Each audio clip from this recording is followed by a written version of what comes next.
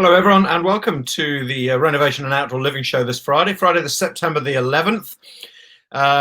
September the 11th. Happy birthday, D.H. Lawrence, Harry Connick Jr., and apparently 13,800 Kiwis share September the 11th as their birthday. And today is also Bathrooms Day, or at least we're going to make it Bathrooms Day on this show today. First, though, before we talk about bathrooms, I want to have a look back to Tuesday when we talked to Alex McGregor from Ortex about these are guys who make this amazing green insulation product out of recycled plastic, and one of the solutions that insulation provides is it's not just about thermal insulation, it's also about acoustic insulation, which is what we chatted about on Tuesday.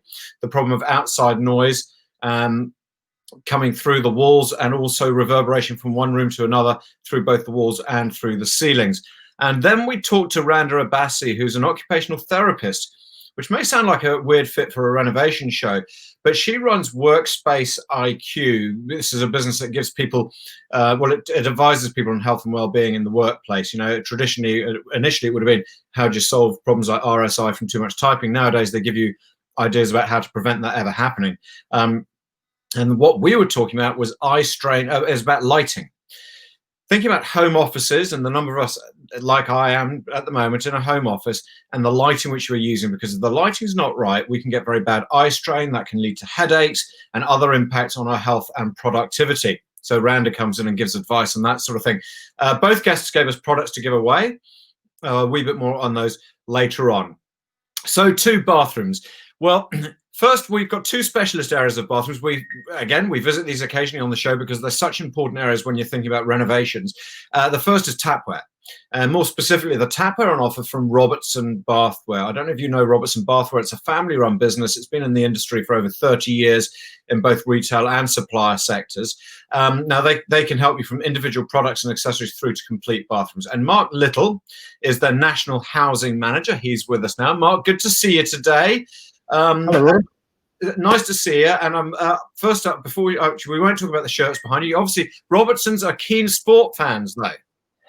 Certainly are. Have a corporate box at Eden Park as well. Not that that's been used much this year or possibly next year. So we see how things go with COVID. But yeah, Max has been an avid sports fan for many years. And in actual fact, one of the family members played league for New Zealand a long, long time ago. So yeah, quite a the things you find story. out. Yeah, so I'm available for Eden Park on. Let me just check. I've got 65 days next year. I could probably squeeze you in, and that's great. Thank you for joining us, Mark. I've managed to score an invite to Eden Park, and now we can move on. Now, let's talk about tapware, because this is no longer about chrome plating. I mean, this is about. Tell us a wee bit about what the trends are, because the options now are just fantastic. Yeah, so currently, we always used to have chrome, and in the old days, we actually had powder-coated coloured tapware as well. So you might remember the likes of almond ivory, and there were some other colours, but they've all been superseded by new generations of colours, new trends coming in from Europe. So at Robertson and New Zealand in general, we follow the European trends more so than any other part of the world.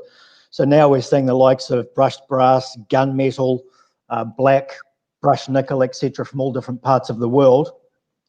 So, for example, if I show you that tap there, so brushed brass is hot on trend right now. Put that in the camera.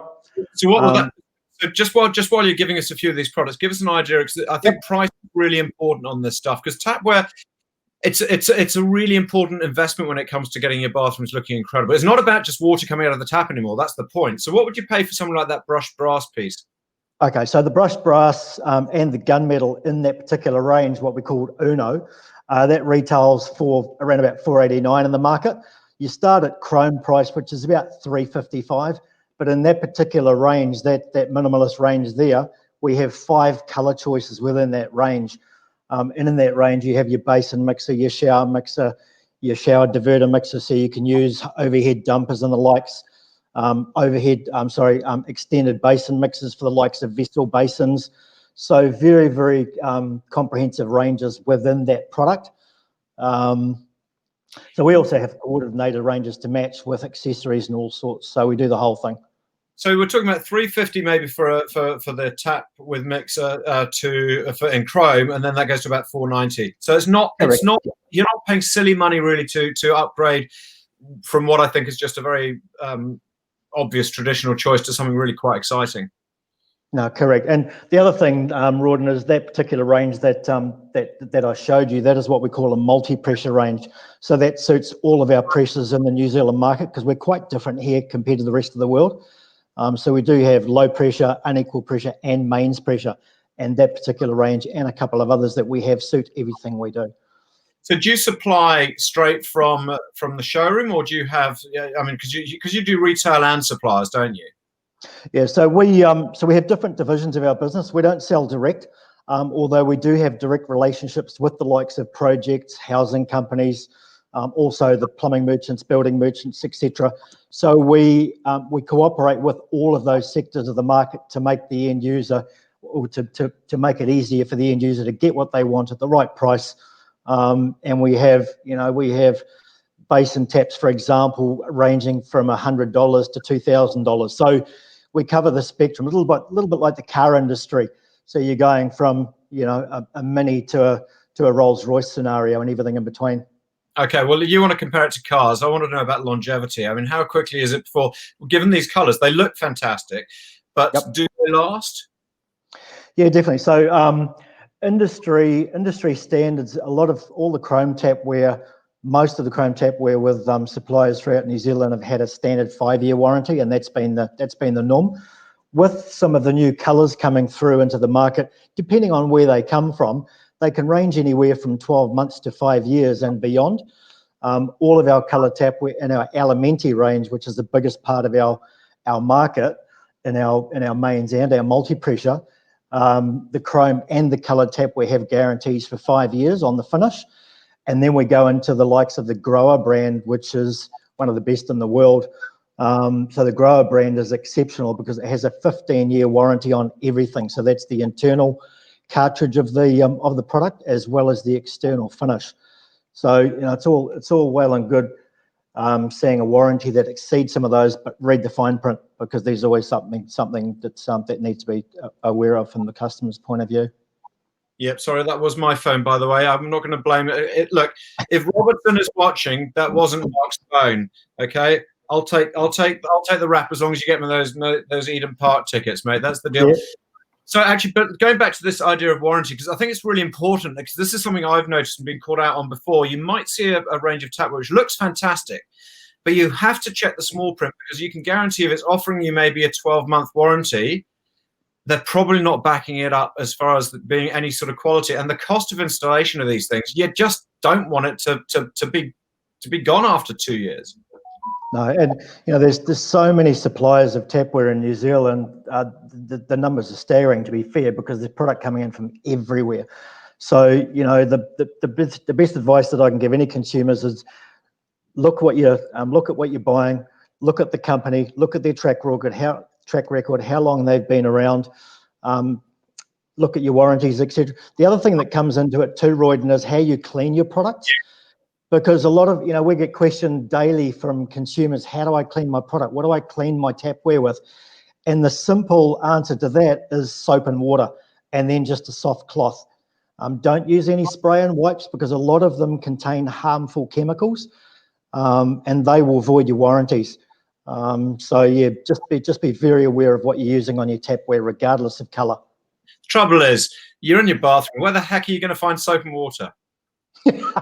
True. But that's such an interesting point, because I've noticed so it's maybe 5 years since we did our bathrooms. It's quite expensive tapware, and it's chrome. And I've noticed that the tops of it is crocking in little black sort of and roughing up, and I'm sure that must be product we've used to clean it, and it's just but yet the warranty's gone. Yeah, and we although you have warranties on certain product, depending on our relationship with our housing customers and our end users, depending on what they've done, there's always a solution, whether we work out a special price to help somebody out if necessary. But at the end of the day, we don't like leaving people high and dry, but you just have to be aware of what you're doing at the end of the day. Yeah, well, that's why companies like Robertson survive, because it's all about the customer impact. Quickly though, other colours, other trends which we want to consider. Well, obviously we've looked at the sort of the core five. Yep. So the one that you saw before was the round Uno range, which is called Uno. We also have the Uno Etch in that range, which is something we'll talk about soon. But the likes of the squares are quite popular these days.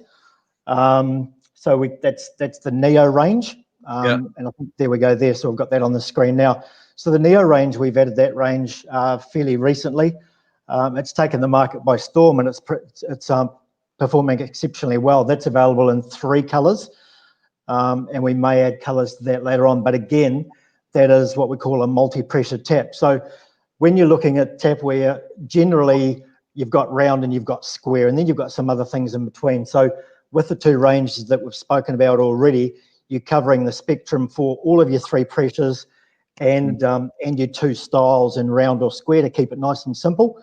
And then your colour options from 5 in one range and 3 to the other. And again, all your ancillary products like toilet roll holders and so on.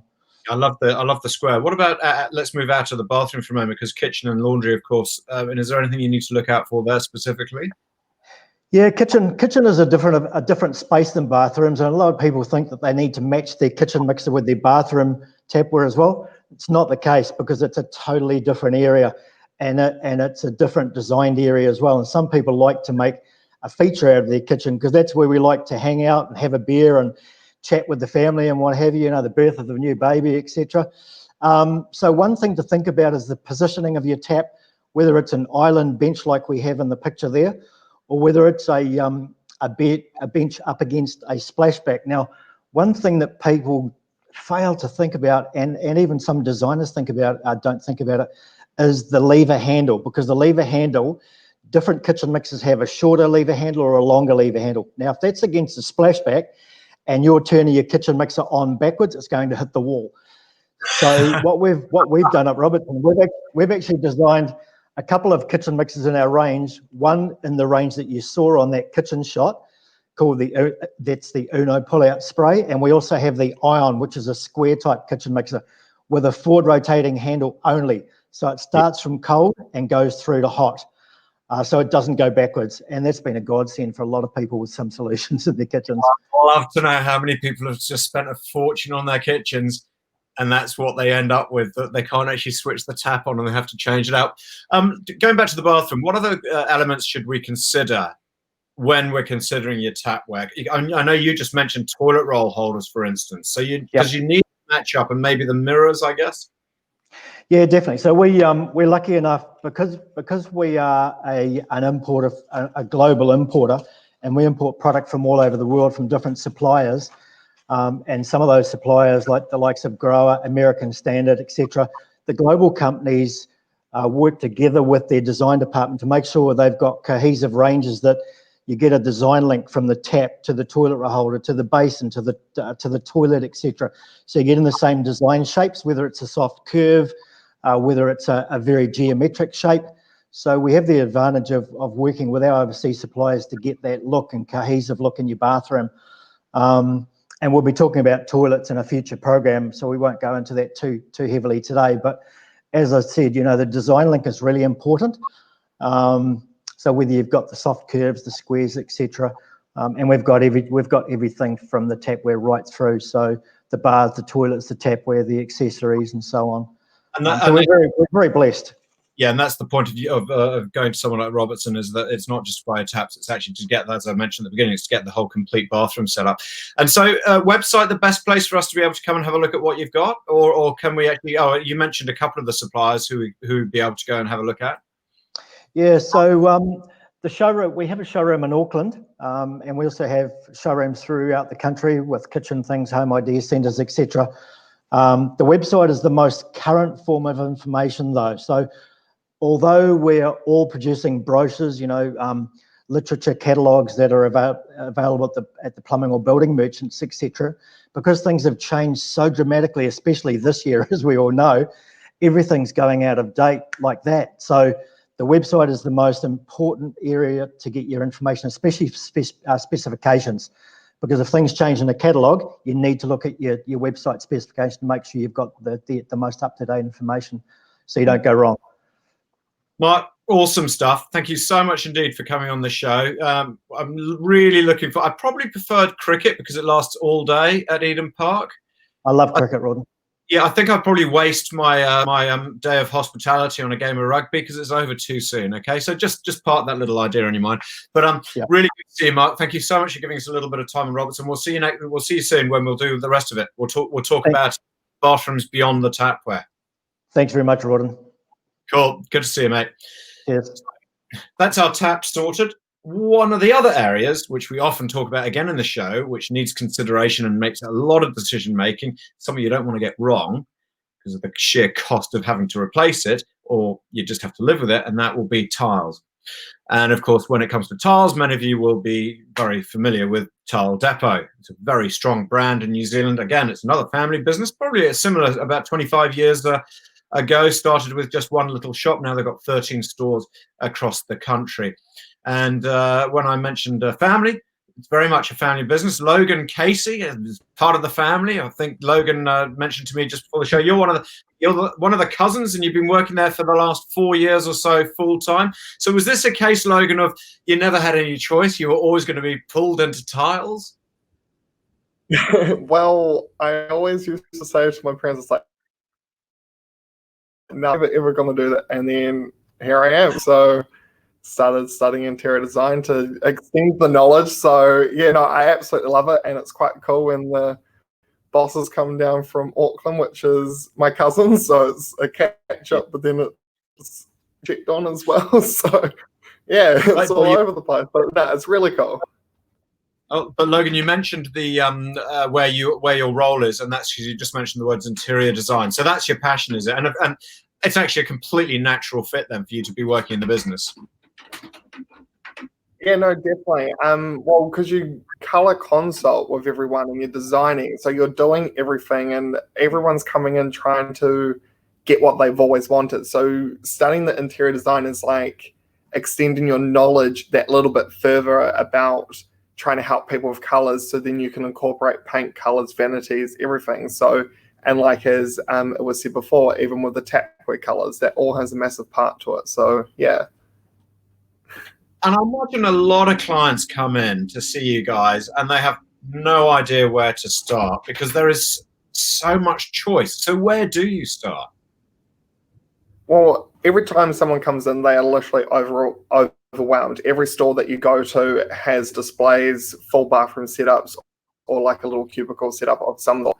So personally, myself, like it's starting from the ground up, because you either like, because when you come into a bathroom, a toilet, like the WC, the ensuite, everything, it's linked off from a flooring outside it. So I like to start with the floor. It has the gas, so you can work from there.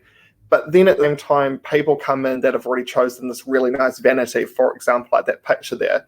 If that's what you're going to be working with, then it's about trying to incorporate that. So some people have done a bit of research to found what they've wanted, and then it's working around it, which can sometimes be a little bit trickier, but I like a challenge. So yeah, it's definitely something that you can do. And working from the ground up, you know, some people like a full bathroom with the same floor as well as, you know, instead of a feature wall. So you've got so many different options.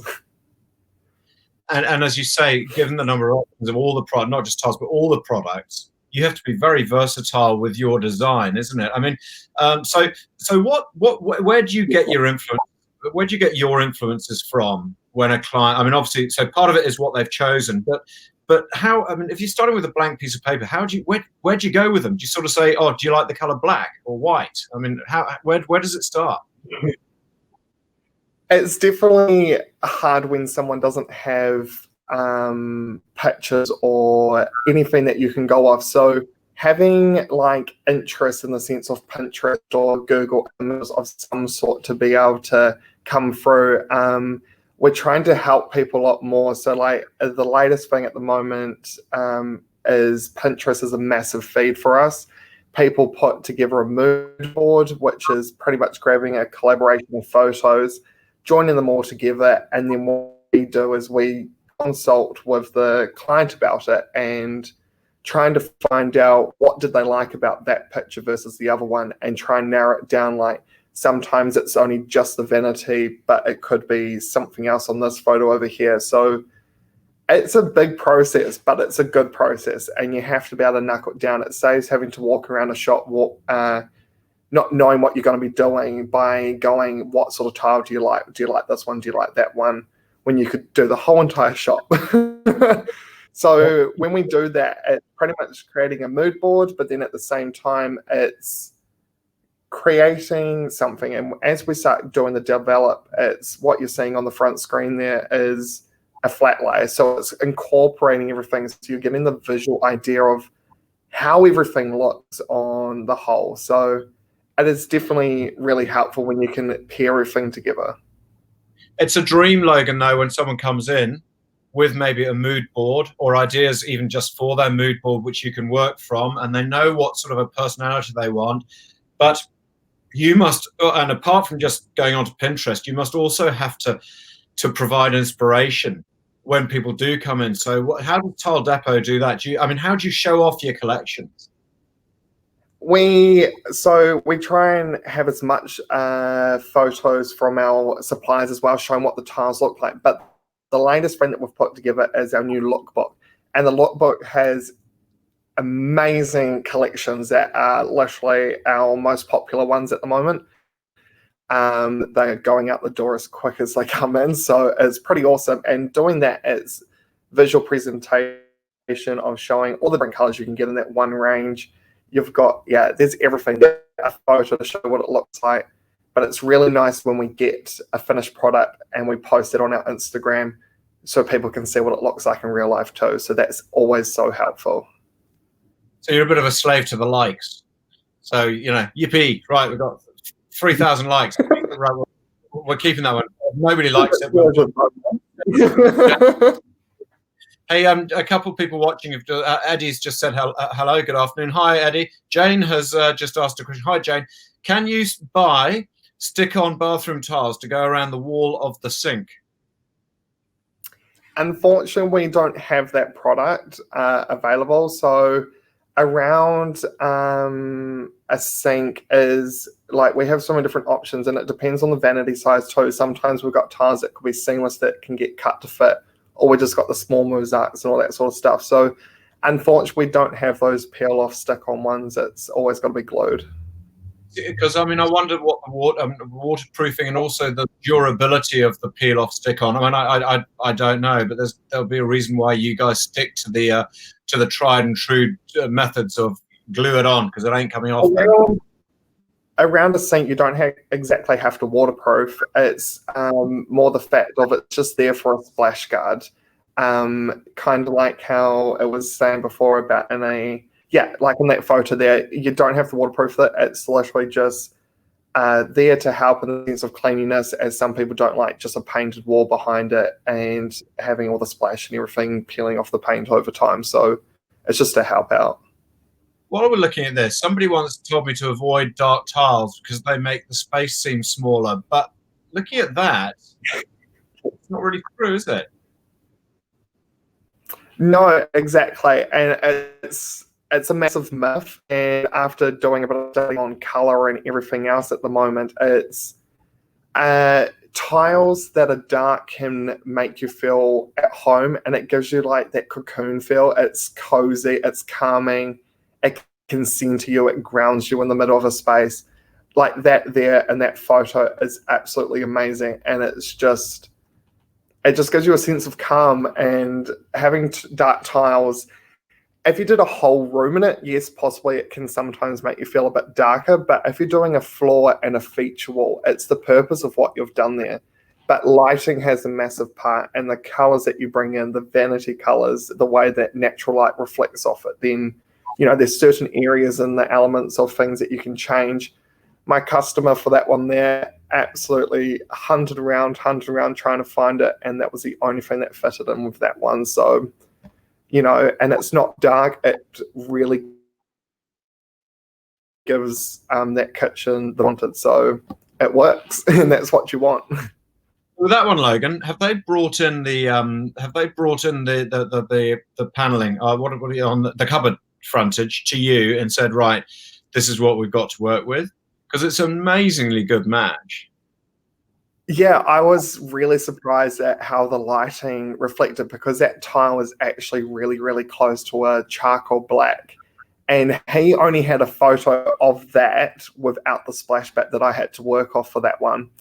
And I was humming and hawing trying to figure it out. And so I contacted the head office, requested the sample because somehow I missed it in my shop, which was my bad.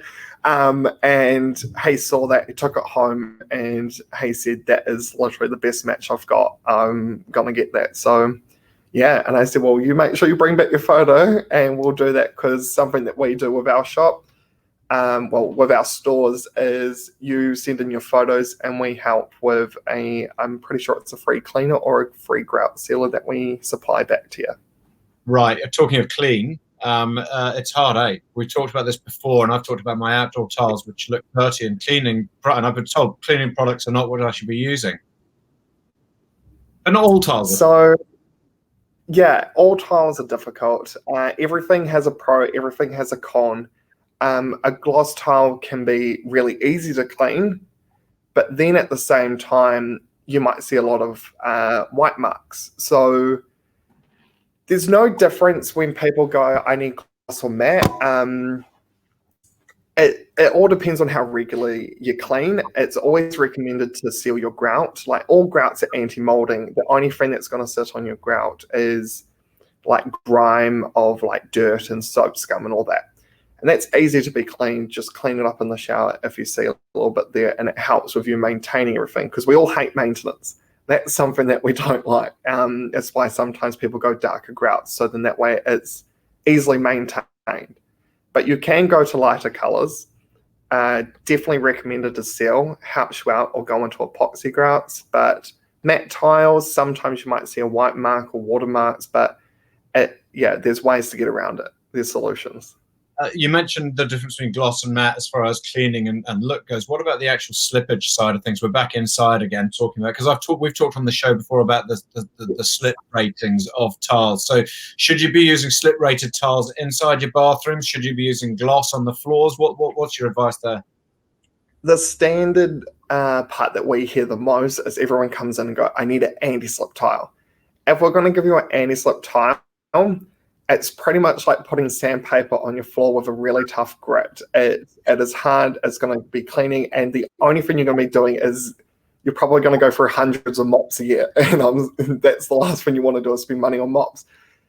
The best way to explain it is gloss can go on the floor. Everything in our place, in our shop, in our showrooms is all slip rated. It's all suited for inside bathrooms, toilets, kitchens, everywhere. And a lot of people like the grand luxury feel. And if you think about it, a lot of malls, airports, overseas hotels, everything has gloss, floors and walls. So it's because we're in a small room and we're focused on just that bathroom, we go, okay, it's a little bit slippery. What are we going to do? But, you've got bath mats down. Yeah. We've got polish in the bathroom at home. It is definitely a different vibe. It depends on what style your home is. Everyone has a different style. If you want like the modern, that really fresh Hamptons, like really crisp lines, marble look, then a polish is a great way to do it. But it's a personal preference for sure.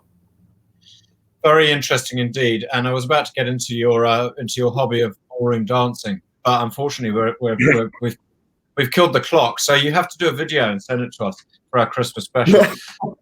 I'm not sure you want it. Good to have a bit of a chat with you, and really, really interesting stuff about tiles. Such a big part of any renovation, the bathroom itself, but when the two things we've talked about today, your tiles and your tapware, that's pretty much where you're at, and your vanities. But Logan Casey, good to see you, mate. Have a great weekend. Yes, I will. You too. Thanks. So, guys,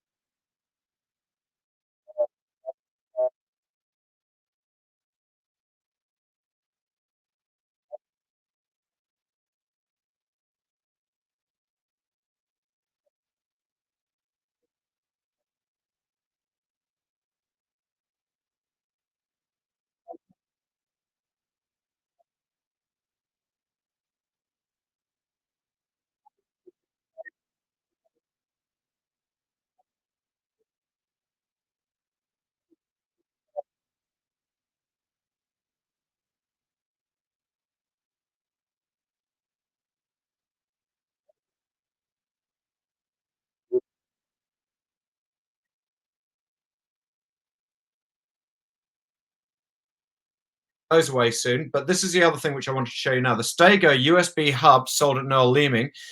Two things you win here. One is the hub. That's the sort of black thing with all the leads, and the other is that Curve. It's called the Curve SC, to put your computer on. We're giving away a white. Well, the white one is available online. You can buy the black one from JB Hi-Fi and Noel Leeming, and we're going to be giving away that with the Stego USB hub that's sold at Noel Leeming. So we'll tell you next week how you. Well, I'll tell you how you can win it. You can like our page and share this competition to win those. And next week I'll tell you who's actually won those, and the lights as well. Sound gone, said Eddie. Back, says Eddie. So I hope you can hear me again, Eddie. So like our page and share that competition to win the stuff from Noel Leeming or JB Hi-Fi. Now, quick top 10 to finish off the week. Top 10 toilets. Stick with our plumbing theme. Stick with our bathroom theme. Number 10. This is the Hulderfossen waterfall in Norway. That genuinely is there. That is not photoshopped. That is where you will find that toilet. The shame of it is the fact that you can't look the other way with the door open, because that would be really spectacular. What a weird place to put a toilet. Number 9, the waterfall washroom, Taiwan. Let's have a look at this. That is stunning. Isn't that sensational? Look at that. That's the waterfall washing room. At number 8, in Bolivia, you can find the desert toilet. That's it. That's how you do it in the desert. At number 7, we've got the eco toilet in Canada. Outstanding. Nothing like a bit of privacy when you're sitting down in the woods. Number 6. Now this is a Kiwi one. This is the Matakana public toilets. That's the winner. How did that not make number 1? Those are the public lavatories in Matakana in New Zealand. Number 5. This is the Barafu camp in Tanzania. Oh well, okay. So that looks as though you. If you're lucky, I don't know about how safe that rock is, but at least they put little balustrades so you don't fall off as you're making your way to the toilet or getting out. Number 4, the Krafla, not the Krapla, the Krafla in Iceland, with shower, excellent, and huge privacy again. Number 3, in Qatar, this is the Music of Islamic Art toilet. Okay. That does sort of knock Matakana out of the park a wee bit, doesn't it? Number 2, in Washington. This is at Mount Shuksan. Best view. Definitely best view. Looks really cold, though. Really cold. And the number 1 top toilet in the world, which we could find, was in Belize on Toilet Island. Yep. That's the winner. It's a heck of a long way to go for a pee. But it looks stunning. Wow. So that's in Belize. There you go. Top 10 toilets around the world. Been really good seeing you guys. And we'll see you all again on Friday. See you. Bye-bye.